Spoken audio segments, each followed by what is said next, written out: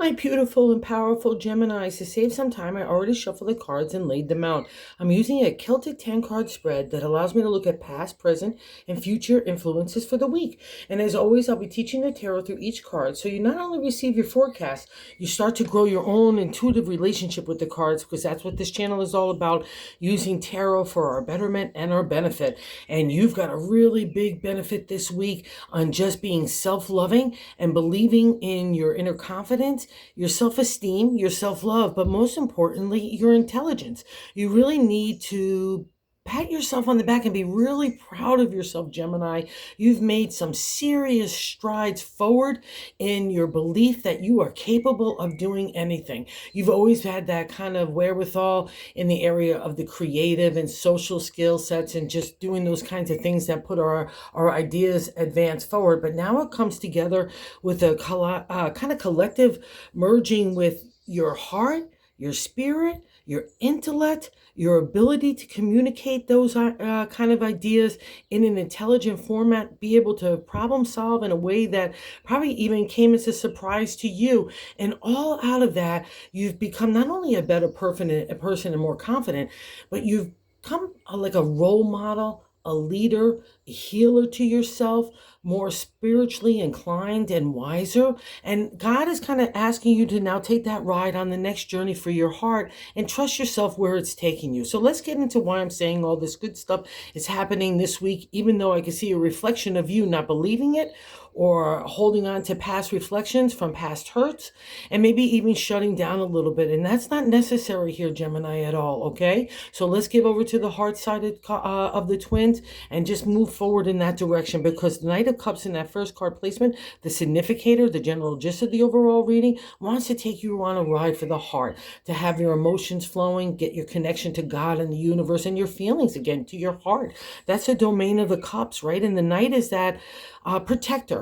He's it could be a person that's even in your life that's giving you that vibe of wanting to be encouraging and supportive to move forward of the heart wherever that touches for a Gemini. Maybe you're falling in love with somebody, you're having a little crush, but more importantly, it's about you opening up your heart and allowing that emotional flow to happen again, okay? Because it's had to been shut down for a while because of those past hurts. I get it, but now it's time to kind of like see the horse in the water. The horse knows where he's going. The Knight is your protector. The Knight gives you a little enthusiasm and excitement to say, let's go take those new endeavors. Let's see where we're going. And it's all based on spirit and heart, which I just love for a Gemini right now, because you really seriously need it and it's welcome and you need to utilize it, most importantly for yourself. And I get how tired you are. I get how spooky magooky it's been in the past. Don't get me wrong. I've been in some of these cards, and the reason why I'm saying that is the second card placement. What's crossing the Knight from not fully manifesting, right? That's what it means in the 10 card spread in that second card position. And we have the major arcana card, the Moon, here. Whether it's on its side or flipped up, either way, this gal is a doozy. She's meant to scare the living daylights out of you so you're not scared anymore. So that's the whole message here. So don't shut down the heart, because we're seeing that. Oh, I'll see that. I'm going to pop around a little bit because I'm seeing it in the present day of the 6 card placement of the 4 of Pentacles. It's the firm foundation to build on your ideas, to bring in the material, but you're shutting down. And also, too, in the 7th card placement, I have the 6 of Swords here, where you've been having that fight for identity, your integrity, your character, who you want to love, how you want to live, how you want to work. It's all been kind of building up in a big kind of climax for a long time, and it's broken up and it's all fallen apart by where it needed to go by the wayside, people in situations that no longer served you. That's the journey of the 6 of Swords, and you're sitting like in your own self-centered, which I just love. But we could feel really tired from the fight, from the whole like justifying and engaging, trying to understand its strategy, its emotional drama. It's all sorts of stuff that's chaotic and upheaval that is meant to, again, just like the Moon, to shake us up so we could believe in ourselves. It's not going to happen with the easy stuff, folks, right? It's going to happen with the tough stuff when we walk through that fire that tempers us to give us that self-confidence, self-esteem that we can wear proudly, just like the Knight wants to say, come wear that, not that armor, but like the medals of what you earned out of that spiritual warfare. And the moon was your friend. So now that when she appears in a reading, even in the crossing card, it means that she's done with the lessons of you. And don't get me wrong, not only is she scary, she's a long time arc. It's been going on for a while. It's been part of your growth emotionally and spiritually to get to that maturity, out of that enlightenment. And that's her domain. It's also the mama sign, it's the water signs too. So anywhere you feel like, again, that emotional flow needs to happen out of those dark times, you're coming out of it. That's a reflection. When she appears to me, it's like a rebirth. I've given birth to you now. You've handled those lessons. Congratulations, you've done a good job. Be so proud of yourself, and let's walk forward, okay? So hop on with the night. Use the power of the moon for your positive movement forward, because that's her whole gig. And I'll just validate that as well in the third card placement. It's a reflection of how God wants us to navigate the week. It's the top of the matter in the 10-card spread. And we have another major arcana card. So when we have major arcana cards, we're learning a life lesson, or we experience a life lesson, as in the moon. And that would be the same reflection here for the Hierophant, the priest of the tarot. I take the universal message of God from the divine light above, and I make it a material reality. He's the seeker, he's the healer, he's the teacher, he's the mentor. That is what you have become.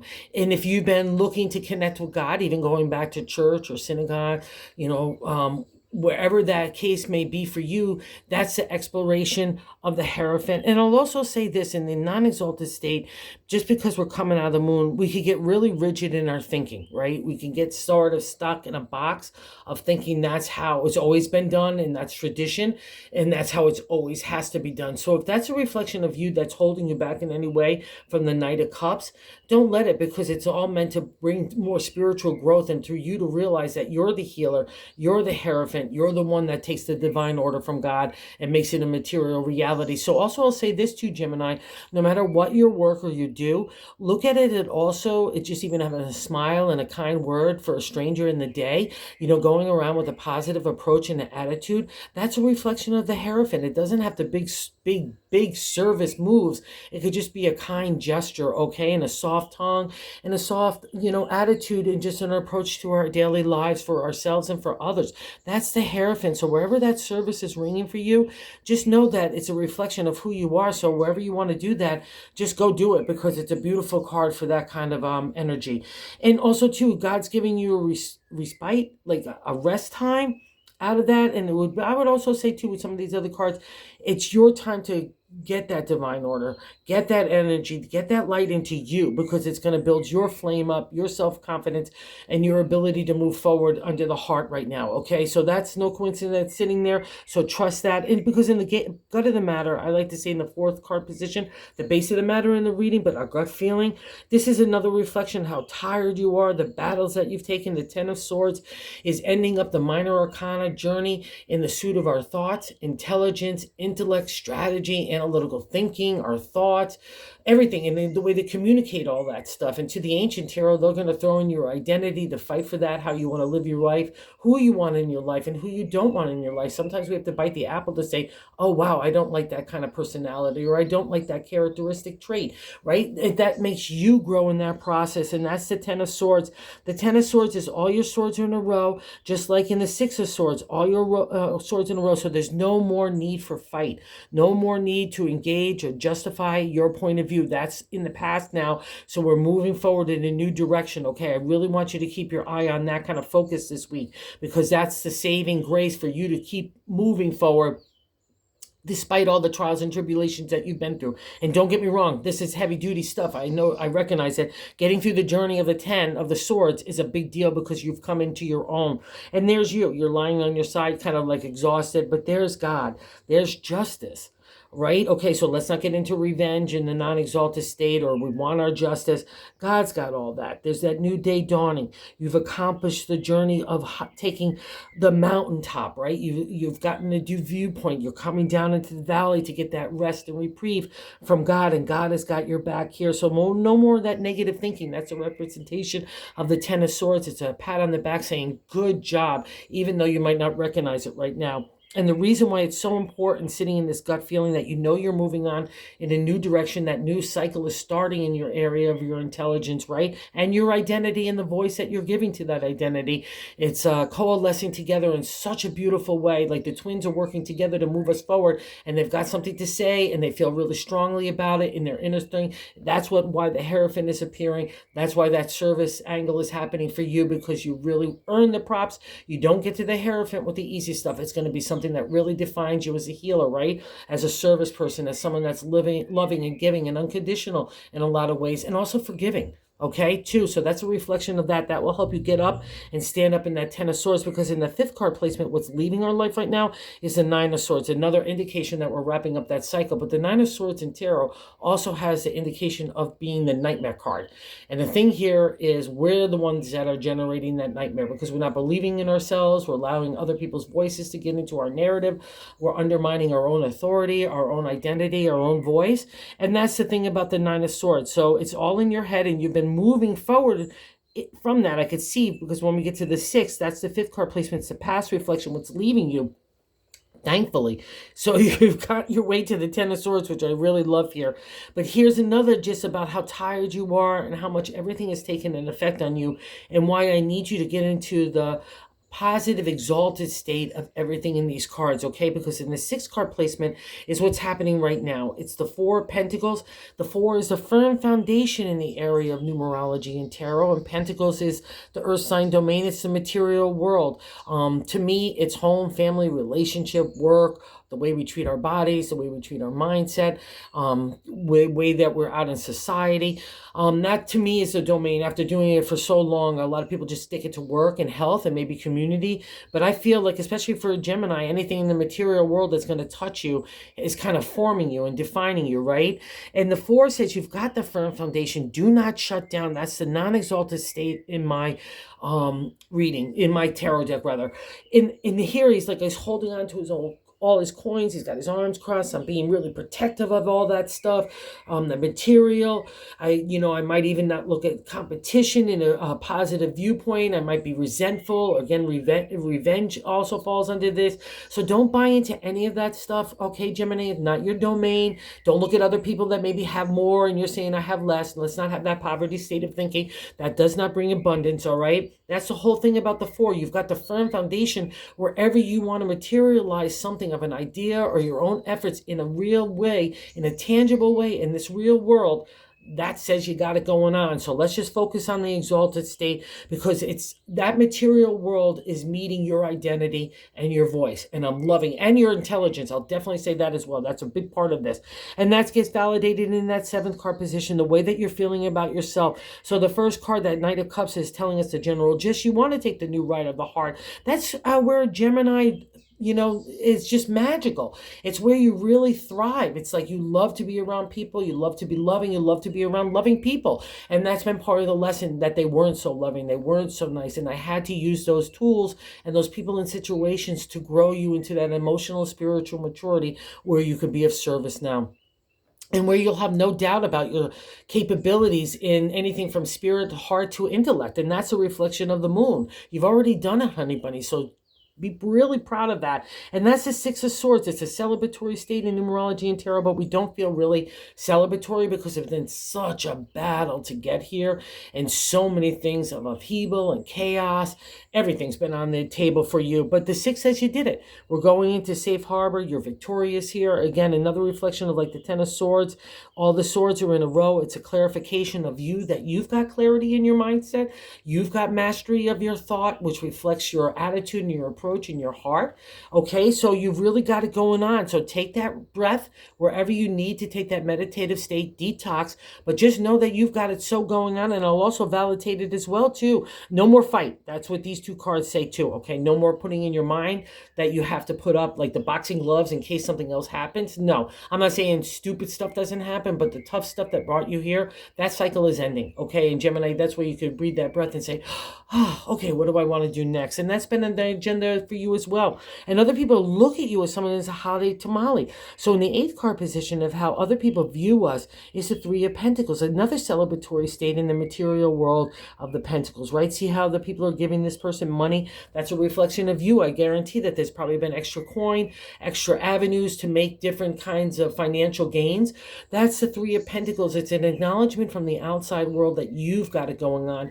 And in Tarot too, it's another kind of pause state to say, wow, look how far I've come. If you were to look at yourself 3 days ago, 3 months ago, 3 years ago, or even, even longer, you're not the same Geminis anymore, right? The twins have grown collectively, individually and collectively, and now they're getting merged together to move forward in step, which is just so beautiful because that's how other people look at you, being successful, having a chance of abundancy and harvest. Again, anywhere in family relationship, home, work, and body and community, guys.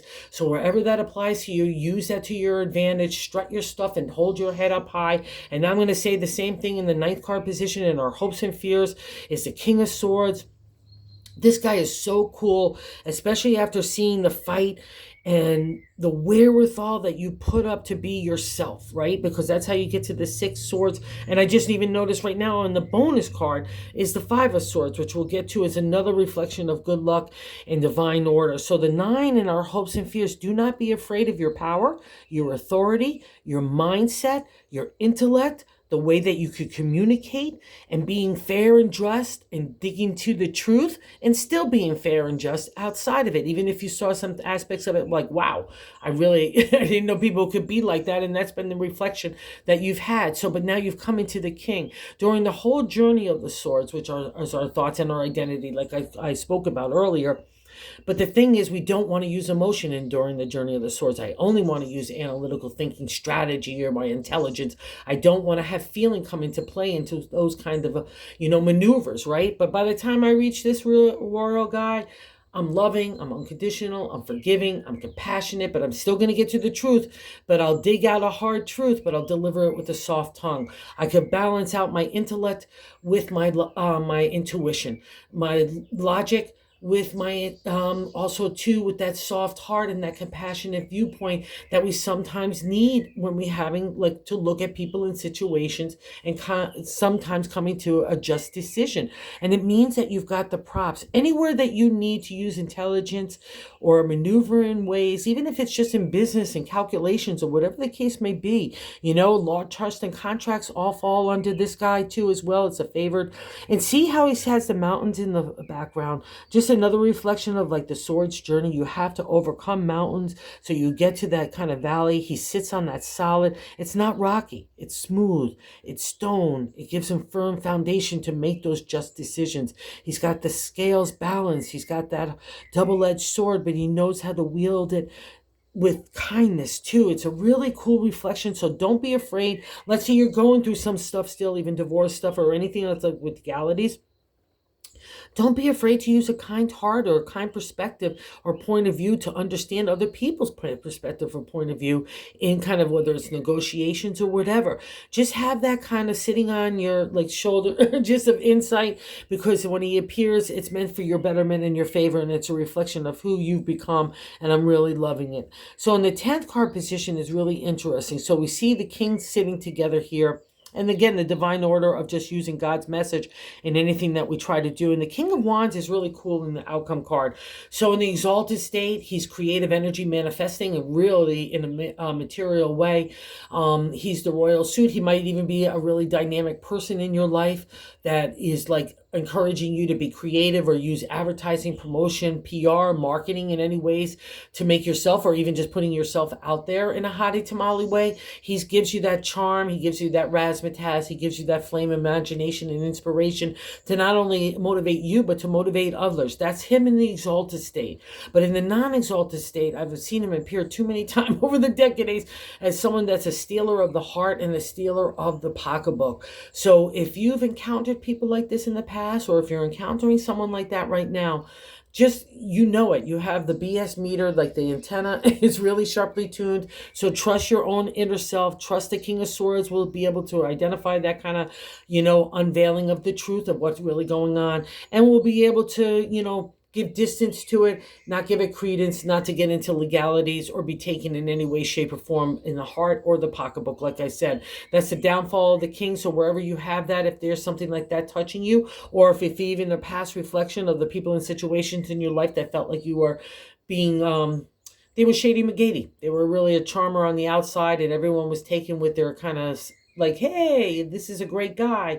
What could you be thinking? Or a great gal. It doesn't matter the gender. It's the vibe that the king gives off. So maybe that was part of your growth in that emotional maturity to recognize people and situations that really weren't for your benefit and had a veil. We all have to encounter the king. And we learn lessons from him that make us grow. So that's why it's sitting next to the Hierophant. Out of the king's lessons, if that was in the non-exalted state, which I know some of you have been dealing with or have been dealing with, that's the Hierophant. That's how you got there. So give it blessing. Give those kind of situations and be forgiving and just move on, okay? That's a reflection of the king as well in the exalted state, especially the King of Swords.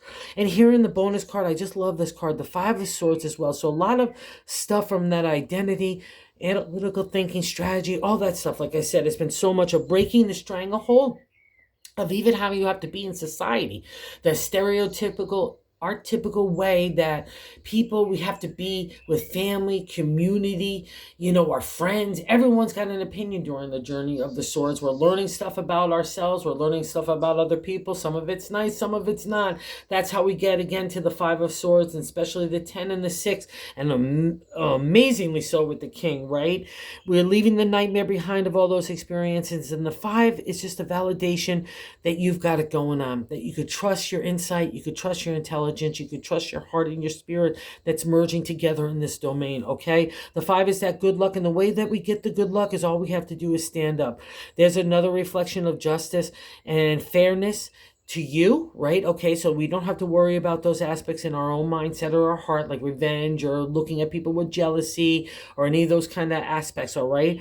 The sun, it's our life force, so it gives us that energy. It sheds light on truths. It also sheds light on us when we're selling ourselves or our idea. Everything gravitates towards the sun, right? And the 5 of Swords is really, to me, is, I'm sorry, Gemini, I had to mess with you, God says, but I had to mess with you to change you.